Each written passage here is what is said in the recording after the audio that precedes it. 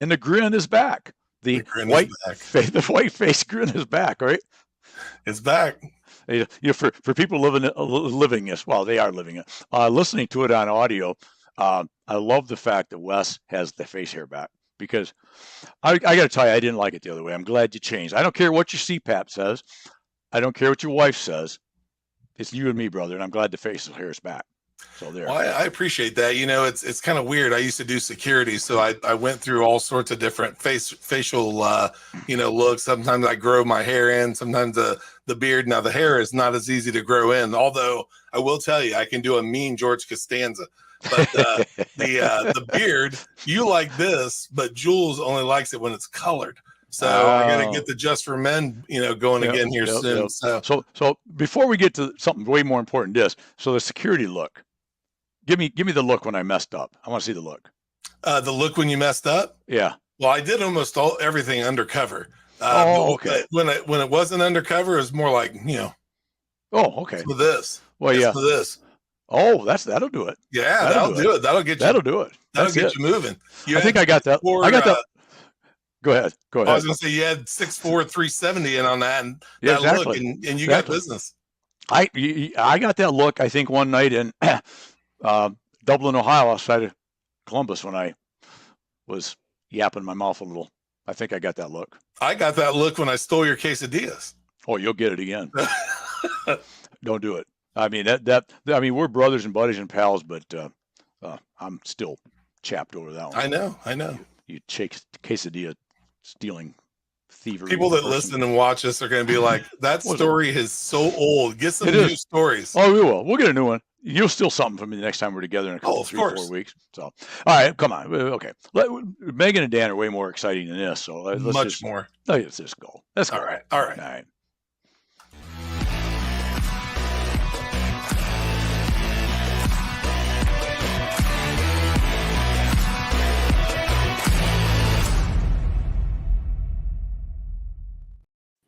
Boom. There we are. Look at that. What's going on, my friends? Hi. Hey, Randy. How are you? You know what? It'd be tough to be any better, but I keep working at it. All right. We're doing what we love and loving what we do every day and right here. And so it really is hard to get any better than that. So Megan, we've known each other for a while. Dan, we've got to know each other through being at some shows together where Megan's been speaking, taking the stage by storm as usual. And so I just thought it'd be a really fun conversation today to talk about you guys, the power couple that you are. And you come from the installed sales world. I don't know if, is that how you, that's a good question. Is that how you guys met? Is in the installed sales, or did you get into the fence world prior to? There's got to be a story there. Mm-hmm. There is a story there. Do we want to hear it? We actually we met online on a dating site, so it had nothing to do with our work. It just happened to be that we were in the same industry, and we fell in love with each other just via our instantly, comment. Just like that. Yeah. Well, I mean, I'm not saying this. I mean, come on, Dan, you got lucky, buddy. No doubt. Yeah, but you know that already.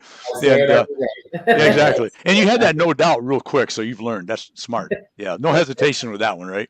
Oh, well, good. Well, welcome. So for anybody that may not know who either of you are, Dan is a what I called. I think we talked about this yesterday when we was chatting, but an R&B / hip hop, doing it the right way. Great stuff. Randy's words.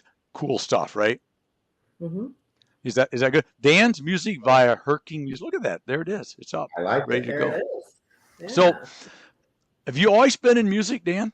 Or is that just something that you've developed a love for in the last few years? Or I have. Give us this. My oldest brother used to be a performing artist, and he used to open for some big names when I was a little kid.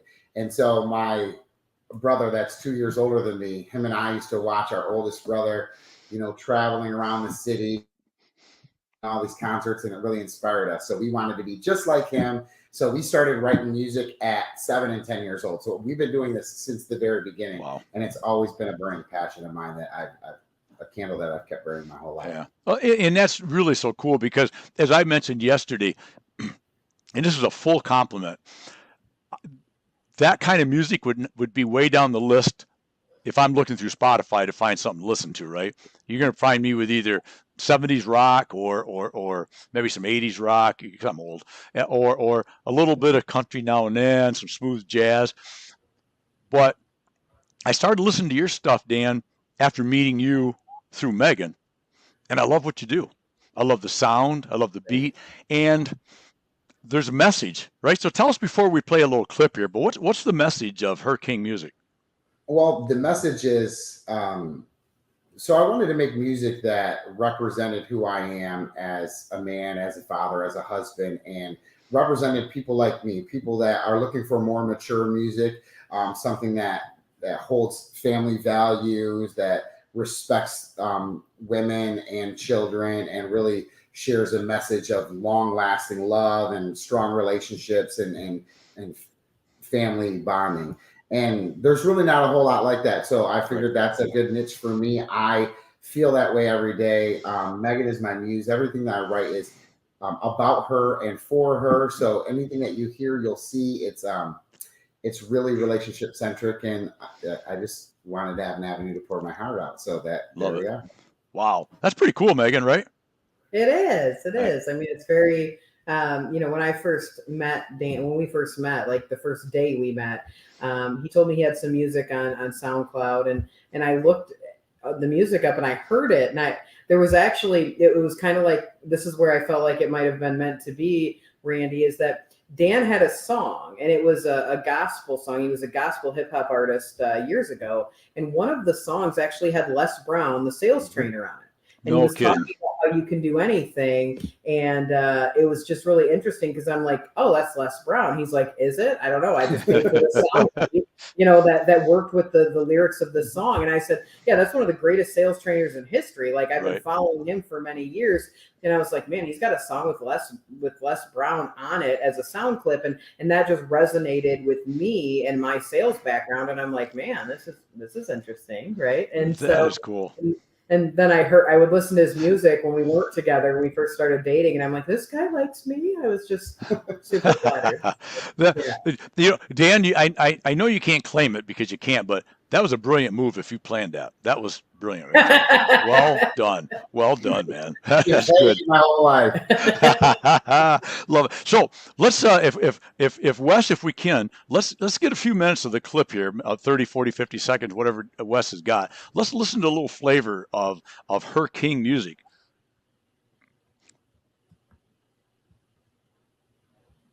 I can break our trust, we may be fussing fights at times, but that's because we like making up, and we like making out. You got me now and forever, but I'm begging you, take me now. I'm loving the way that you touch me when you take me down. Put that little dress on that I like, girl, let me take you out. You looking like a star, center stage, won't you take a bow?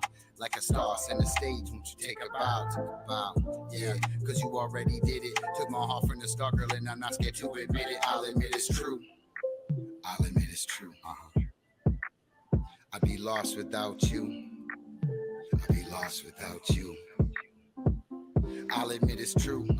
Yeah, I'll admit it's true. I'd be lost without you. I'd be lost without you. Wow, good stuff. And in case anybody didn't notice, that is none other than Megan in the video, right? It is, yeah. Wow. He said he wouldn't have it any other way. Exactly. Don't get any more real than that, does it? I mean, that's the real deal, buddy. I just wanted to translate that authenticity too. Everybody has video vixens and hired stars in their video. Why not showcase the person that you actually love, that you're actually telling the story about? So that's exactly.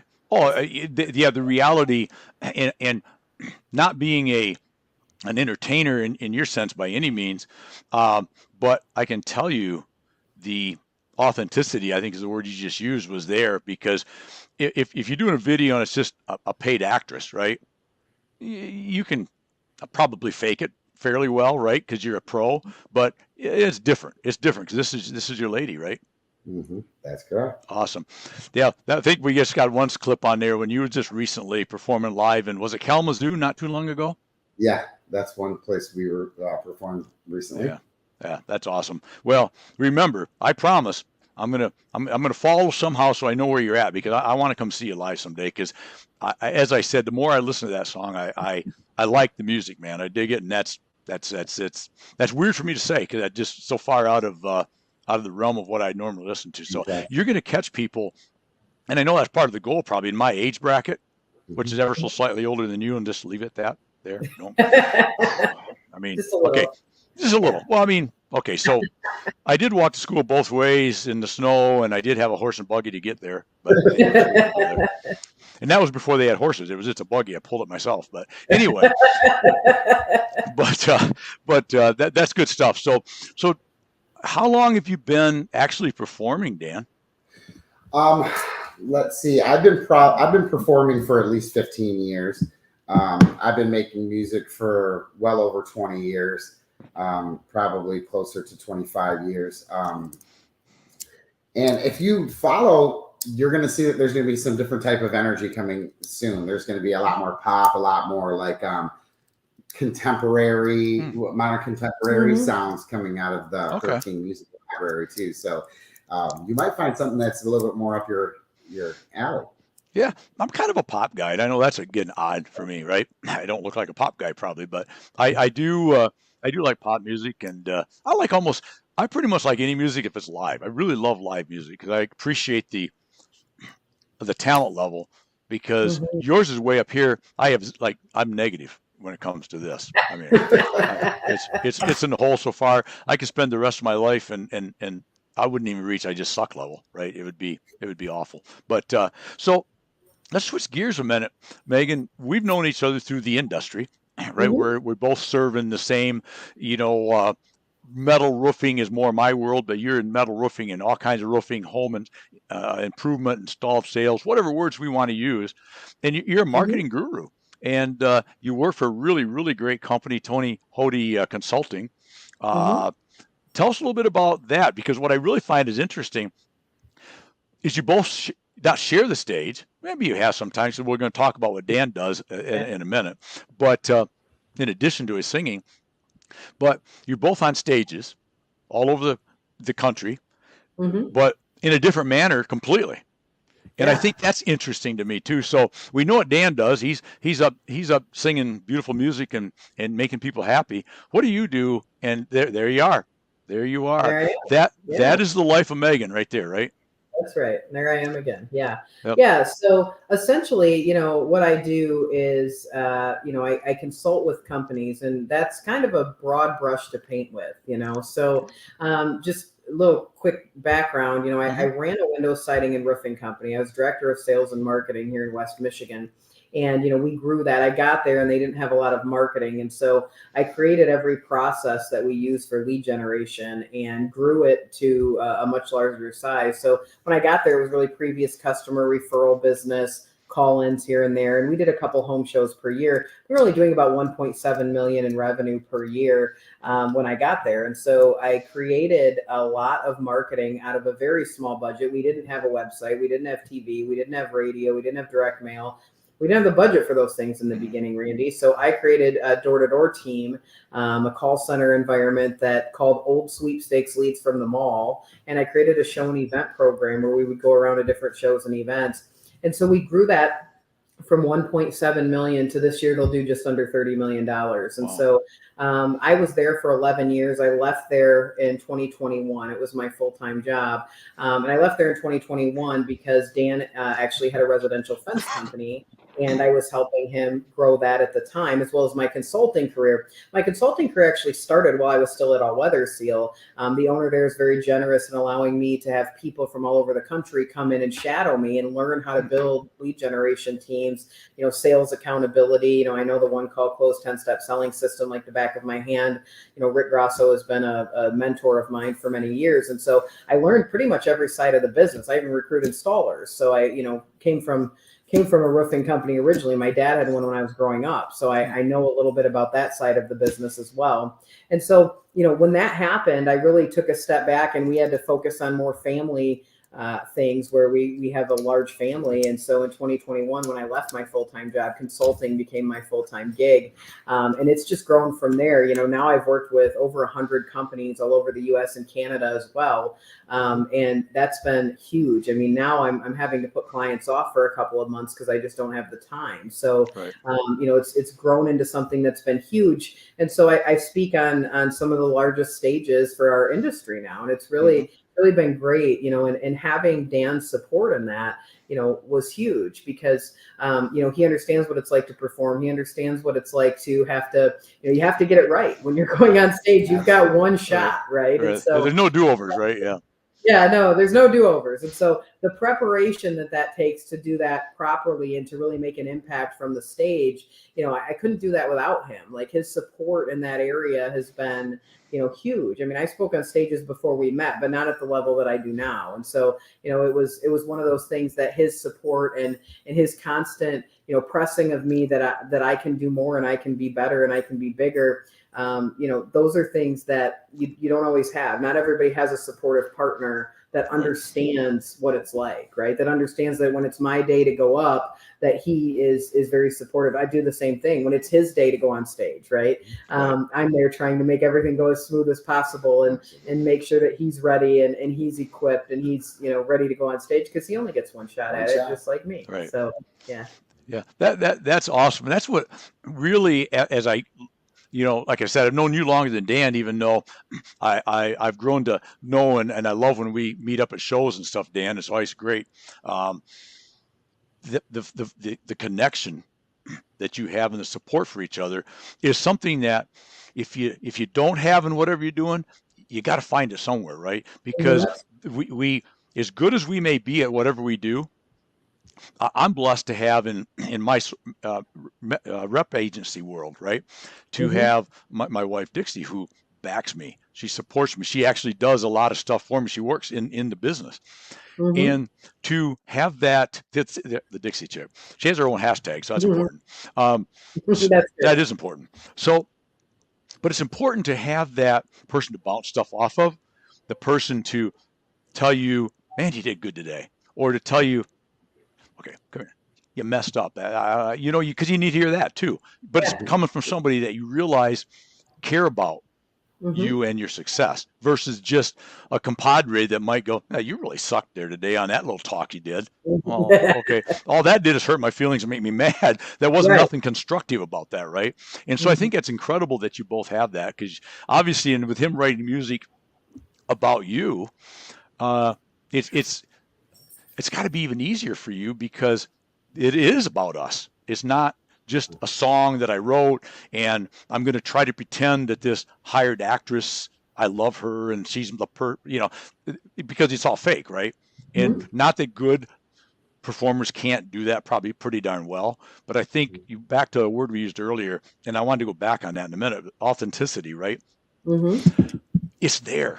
And that's what I love about Dan, what you do with Megan on stage in your videos. Man, dude, spot on. Love it.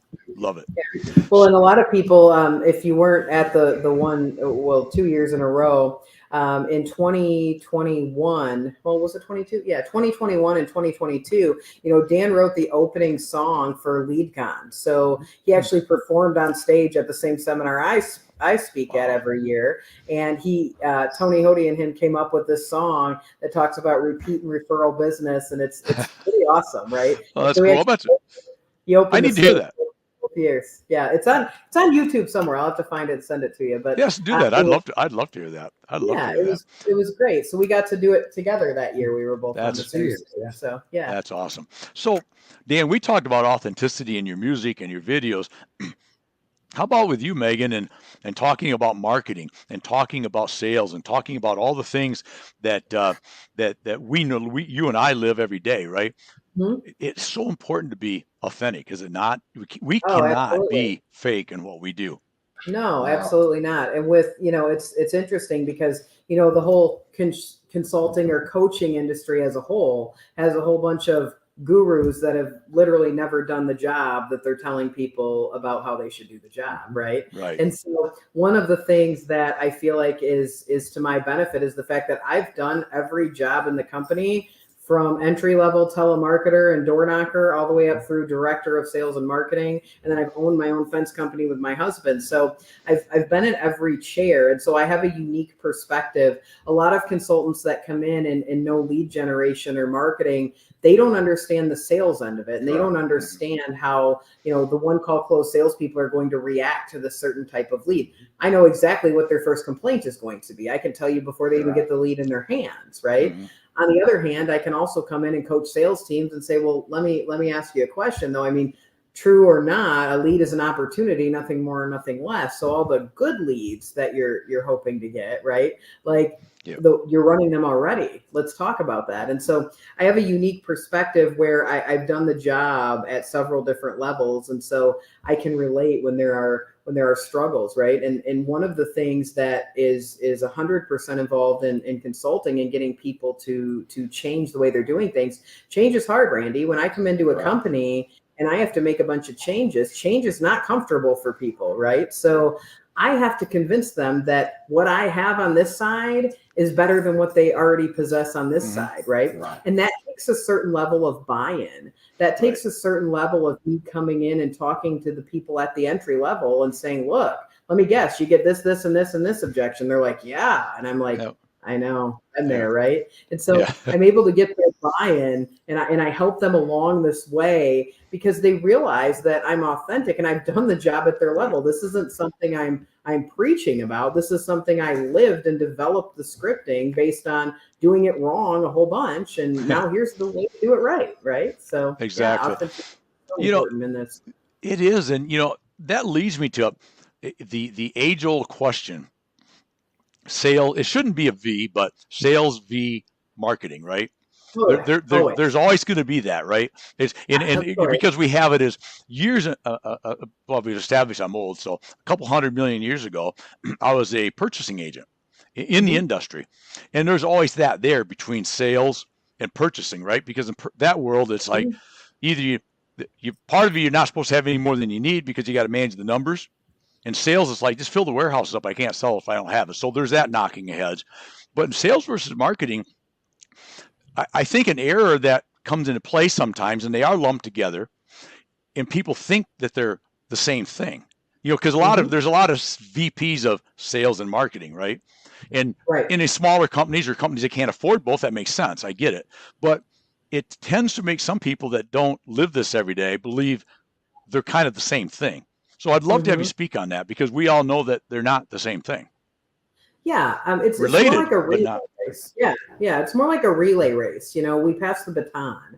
Yes. And so, marketing has to generate the lead. And then normally the baton gets passed to the call center. It's their job to convert the lead, right? And call center is a part of marketing. And so many people don't see it that way, but it absolutely is. And so the call center then has to convert the lead. Then what has to happen is we have to pass the baton to the sales team by giving them a qualified lead, right? And so then the sales team's job is to convert that lead. Well, what I have found really bridges the gap there more than anything else is number one, good communication, right? Our call center leader and our sales manager should have a meeting once a week. And a lot of companies don't even consider that that's something they should do. Well, then what happens when the sales reps get upset about a lead that's a one leg or a no-show, or they feel like they're going on all repair leads? If they beat the call center down every time that happens, a certain amount of fallout is going to happen. That's part of the game. It's called what we call the nature of the beast, right? And so when that happens, we have a sales team that doesn't really get the luxury of telling the call center what to do. The call center has their own process, the same way the call center can't tell the sales team what to do. So having good communication is super key in keeping that beef to a minimum. And then the other thing is the expectation. If we know exactly what our pitch rate should be, if we know exactly how many leads the sales team should be presenting to when we issue them 10 leads, we know they should be presenting at industry standard at least 80%. If that's not happening, we have to say, well, whose fault is it? Well, everyone likes to point fingers when far more people should be pointing thumbs, right? Like, what part did we play in this? And so oftentimes it's the finger pointing game. And here's the truth. There's usually blame to go around. Yes, the confirmation department probably lets a few through that they shouldn't. On the other hand, when the sales rep gets confronted with rejection at the door, someone's meeting me in the driveway with their arms crossed and they're not buying anything today, Randy. When that happens, the sales team has to have the skill set to get in the house. So, it's usually both ways. And so I usually find it's not a call center or a sales problem. It's both. And we have to get them to see themselves on the same team. Do a lot of team building exercises with that. And the company I came from, we would actually, as the call center and the marketing team, we would do nice things for the sales team, like make them care kits to carry around in their car and things like that, just to bridge the gap, because sales is always blaming marketing if they're not closing. Marketing is always blaming sales if they're not closing. I mean, it's a nonstop beef session, right? So how can we minimize that? Right, because at the end of the day, we're still, even though they're two separate entities, if you will, it's the same team, right? It's the same goal. Is everybody somewhere or another going to get paid based on the fact that we bring a sale in today, right? So how do we do that together? Talking about maybe both sides, marketing and sales, but I can speak from both, I think, a little bit. But do we make in those positions too many assumptions? Do we make assumptions that this is not going to be a good lead? Do we make assumptions that this customer will never be able to afford this $45,000 roof? Do we make assumption this is going to be a crappy lead before we even go on it? Right? I mean, I know the answer to that, but take that one. I think it's natural to prejudge. When you pull into a driveway where your ticket is going to be higher than the house cost, it's natural for your mind to prejudge. The key is not acting on it. And that's something I learned from my buddy John Anglis, who's a sales trainer in our industry. He said it's natural to prejudge. The key is not letting it hinder the way that you present. And that really goes back to focusing on the process and not the result, right? One of the things that the best salesperson I ever coached, trained, got up and going. He sold 3.8 million in our industry the first year, and he'd never done this before. And he did that with our one call close 10-step selling system. And one of the things that his mindset was different about, Randy, was this exact issue, which is that he said, Megan, I don't believe every lead I go to is a sale. I know you guys want me to believe that. I don't believe that. He said, what I do believe is that they're going to see the best damn sales presentation they've ever seen. And he's like, and let the chips fall where they may. In the beginning, he was the guy, Randy, that would drive by a house that I had assigned him to go to, and he'd send me a picture of it to show me the level of disdain he had for this specific house. And I'd say, yeah, looks like there's a lot of need there. Or, my assistant, Rachel, who works for me at Tony Hody Consulting now, she was my call center manager at the time. And she'd say, yeah, looks like they really need some siding. You should get in there. And I'll be damned, Randy, if he didn't come out of every house he sent me a picture of with a check, right? Because he was focused on the process, not the result. As a salesperson, it's not our job to figure out if people can afford it. The bank does that. It's our job to go in and present. And if they want it bad enough, they find a way to pay for it. And if we believe that, I mean, Dan and I have went out on a lot of fence leads together when we had our fence company, right? And yeah, you can pull in the driveway and say, this is a $20,000, $30,000 fence on this property if they want to do the whole thing. And we pull up and we're like, they didn't pay that for the house, right? It's easy for your mind to say that, but you don't know the situation. They might have just bought this house and it's a fixer-upper. They might have 17 prized dogs that are AKC that they want to protect with this fence. So far be it from me to tell them they shouldn't spend 20 grand on a fence when they have the investment they made in the dogs and the animals are there, right? We found out people put fences up for two reasons: love their pet or hate their neighbor. Either way, we don't judge.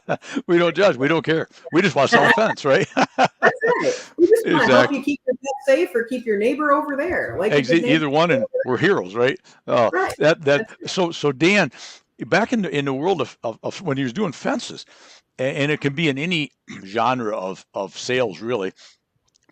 And we just kind of talked on it, but it's so important that we don't take our own perceptions and say, okay, I would never spend $20,000 for a fence ever. That's the dumbest thing in the world ever. Yeah, but your job is that, again, you can't allow what you think you would never do and plant that on the customer, because the problem, I think, right, is once you put that in your head, that's coming out. You may not say the words, but you're going to make body language. You're going to make, you're going to roll your, you're going to do something that conveys to that customer that you don't really believe at the end of the day, if you need a fence, ma'am and sir, I'm the best guy, best lady to get you into that, right? Because all that leaves is once you decide, I don't know, I'd never put a fence. I'm going to go sell these $40,000 fence, and I think you're dumb to put anything more than 10 grand into a fence ever in your life. If you go into that concept, you will convey that, right? Absolutely, absolutely. So I go into the sales process with the idea that they're going to get the best presentation, the best product, and the best service long term. So no matter what my product is, because with fence, there's not a whole lot of variation or differentiation between products. So the guy down the road has the same product as you, 9 times out of 10. So it's important for us to just go in there and say, you know, my prices are my prices because I'm giving them more value, because my team answers the phones better, comes with cleaner trucks, does a better job on the install, does a better job on the back end, and you're going to be cared for years to come with our warranty. So as long as you have, you know, that foundation, then you can, you know, be pretty strong in the sales situation when it comes to that, in my opinion. Yeah, exactly. We had our biggest raving fan. Like we showed up to her house, and we could have easily prejudged based on the house or based on, you know, the small property lot that she had, but she wanted vinyl fencing. She had 2 fence companies before us that told her, you don't want that, you can't afford that, it's expensive. Right. And Yep. I said, well, she's keeping the home long term. This is her forever home. She has a dog that she loves dearly and wants to keep safe. Right. Yep. And the way that the grade of her land was set up, there wasn't a lot of other options. Like she could have done wood and it would have been cheaper initially, but it wasn't going to, wood is not going to stand the test of time in 20 Michigan winters. And so that's right. her discussion on wanting vinyl made sense. The other companies prejudged her, told her she couldn't afford it, and said, you should get something else. Well, we came out and said, we can help you afford it. We have financing. In fact, let us help you out. I'll get you on a low payment option per month. I mean, you know, what would be comfortable for you month to month? And she told us, and we had it done in one day, Randy. I mean, it was, right. and she said, you know, those other companies, they prejudged me. They thought I couldn't afford it. I said, and look at them now. They're driving by and seeing your beautiful vinyl right. certainteed fence, high quality with a lifetime warranty, sitting there, being taken care of. You know, your dog Pickles was his name, was being taken care of properly, right? Pickles is not getting out of the fence. Pickles is safe. So it's Pickles is safe. And so she became our biggest raving fan. She wrote so many good reviews and you know, went on our social media posts and said, man, these people are great, and they didn't prejudge me, and there was just a great feeling to know that. She said, you guys were almost double the cost everyone else was, but we treated her with respect and we found a way to make it affordable, and that was what was important. And honestly, Randy, my brother has a fence company too, and when I used to go on sales calls with him before I was doing sales myself for fence, I would just tag along with my brother, and he would always prejudge because he's got that lack mindset. So when I came into the fence business, I had that lack mindset too. I looked at the fences and the people the same way. It was Megan's, you know, tutelage and her training me that, you know, you have to just understand that you don't know these people's story, and they call this for a reason. So when you go in there and you give them the best presentation and you understand that you're giving them more than just a product and you let everything else go, then it turns out in your favor more often than not. Right, right. Well, and what you just said, Dan, too, is, and Megan, you said it earlier, but if you give them, the lead cost is there now, right? The money has been spent. If you give them the best presentation you can, you still might not get the sale. But I guarantee you, if you don't do that, we know you won't get the sale, right? Right? Every time. Yeah. You'll lose that one. And so many salespeople, what I'm hearing you say, and I think you're right, is they lost the sale by looking at their sales lead on their car on the way there, and they've already lost the sale because they already decided somewhere this lead sucks, right? So they've already lost the sale before they even get there. So I love that. It is. It is. So then you've been kind with your time. So one last question, unless there's anything else you guys want to talk about. I love to talk about, let's say, a loss or a failure versus success, right? We all have failure. We probably fail more than we win over a lifetime, right? That's just part. That's part of the game.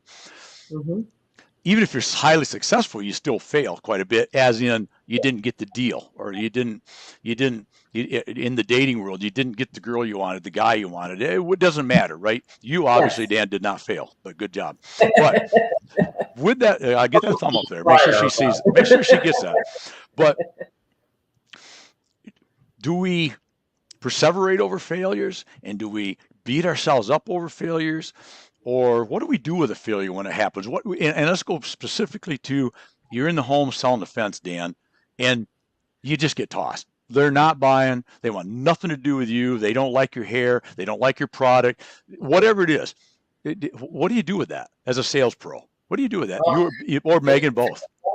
You fail forward. You look back at the situation and just boil it down to what actually happened. What was the what so in that situation? Not your emotions, not how you felt they thought about you, but what did you present? Did you actually handle the customer properly? Did you prejudge? And you're going to find out when you really poop the bed like that, that it's not just a fluke. There's something that you did wrong. There's something that you said wrong. Maybe you stepped on something that meant something to them. Maybe you shooed their cat and they didn't like it. If you pay attention, there's something there and that you can learn from. So always fail forward, always learn from your losses. That's what we always say. You win or you learn, right? That's correct. Because exactly. Here's the truth. Like if you win, great. Like it's great to win. Don't get me wrong. Our goal is to win. Right. But you don't learn anything from it. Right. When you lose, your greatest losses are what you learn the most from, and what other people learn from as well. It cracks me up when I see trainers that have never knocked a door in their life giving an opinion on door knocking. Right? You're telling me your opinion on an experience you haven't had.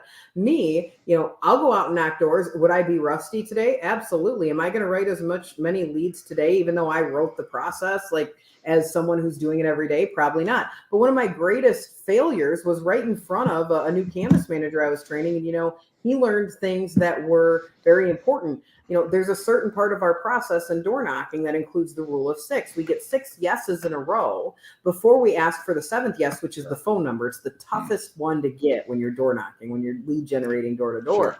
And so, what happened was I went off my process in front of this new trainee, this new canvas manager I'm training. And I was rusty. I hit a few houses. I wrote a couple leads, but nothing real exciting. I get to one, and the guy's real excited about metal roofing. And Randy, we get really overzealous sometimes. We go off our process and we start going in for the kill, right?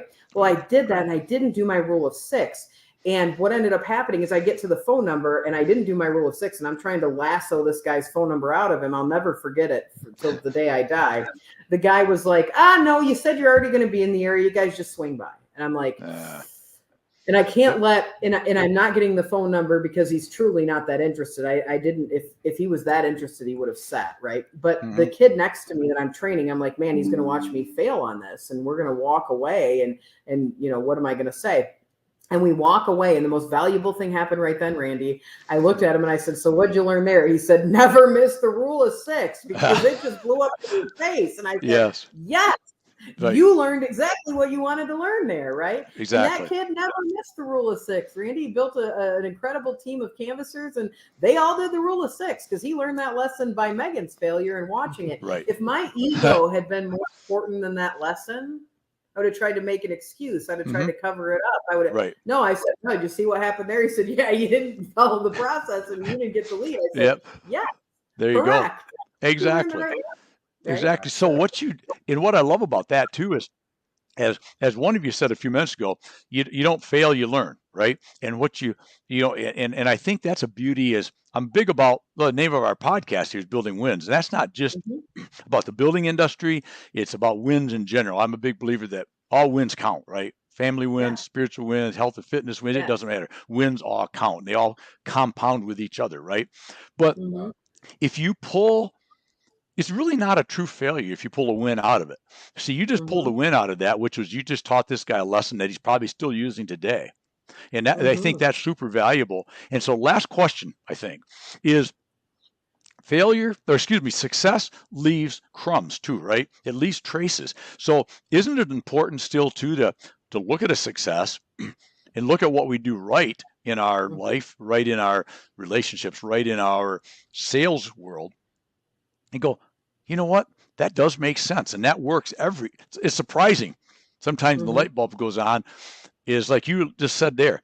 If you never miss the rule of 6, you probably have just a way better chance of getting number 7, which is the phone number, right? So success leaves crumbs if you follow them. Like who was that, Red Riding Hood or whoever followed the crumbs? Hansel and Gretel. Yeah, there you go. Okay, I'm so old. I read Aesop's Fables. He was my stepdad back in the day. But anyway, but it's. I think we need to learn from those two a little bit, right? Is what did we do right here too? Because I think I might want to do that again because that sort of worked, right?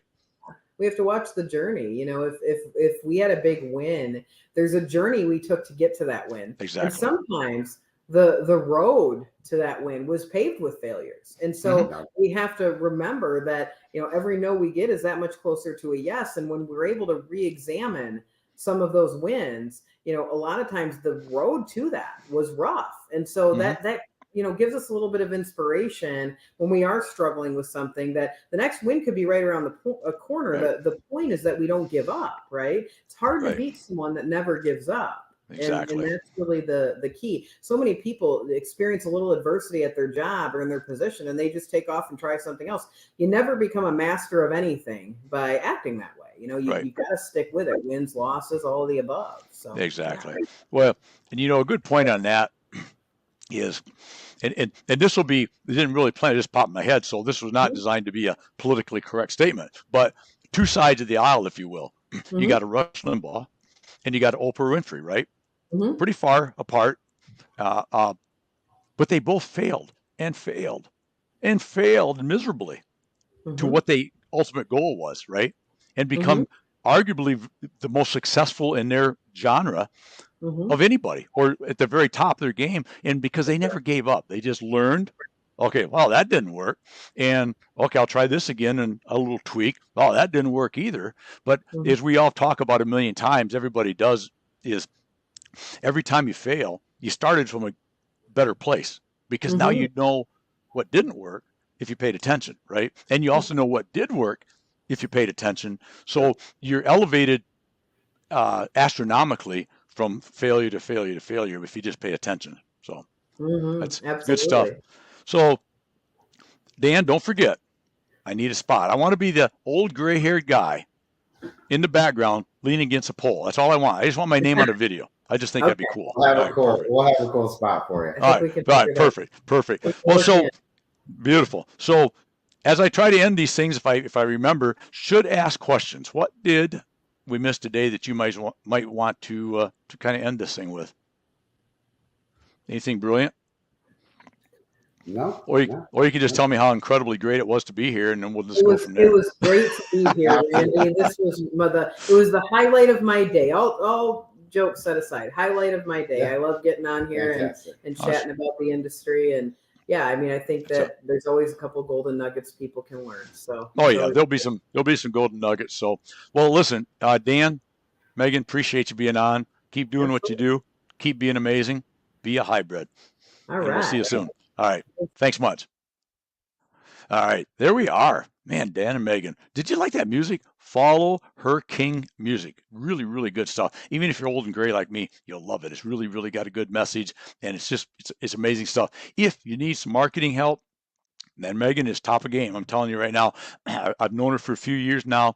I've watched her speak several times. When she takes the stage, you want to be there and you want to be taking notes, because she is that good. So that's it for today. Thanks for jumping on. Share it. Tell everybody about us. See you next time real soon. Remember, you only get one time on this beautiful planet Earth. So live it, love it, own it. And remember, love what you do and do what you love. And as always, make today your best day ever. Until tomorrow. Cheers, my friends.